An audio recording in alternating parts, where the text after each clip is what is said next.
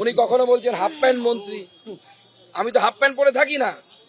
সব থেকে দুঃখের বিষয় হচ্ছে 11 সালে ওনার দলের 6 জন হাফ প্যান্ট মন্ত্রী ছিল, যদি আমি হাফ প্যান্ট মন্ত্রী হই।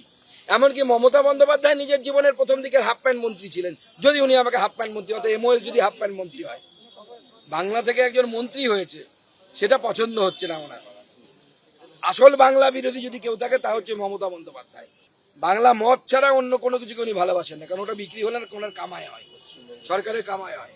আর আজকে পশ্চিমবঙ্গ দিবসকে যেভাবে উনি পালন করতে বাধা দিলেন, পশ্চিমবঙ্গ দিবসের দিন পশ্চিমবঙ্গের একজন যশস্বী ডাক্তারকে কলার ধরে ওনার পুলিশ মেরেছে, ওনাকে, ওনার কাছে শুনুন, মেরেছে ওনার পুলিশ, মেরে যেভাবে অত্যাচার করা হলো এবং পশ্চিমবঙ্গ তৈরির ইতিহাসকে যেভাবে ভুলে দেওয়ার চেষ্টা করা হচ্ছে মমতা বন্দ্যোপাধ্যায়ের তরফ থেকে, সময় আসছে জনতা প্রত্যেকটার হিসেব নেবে।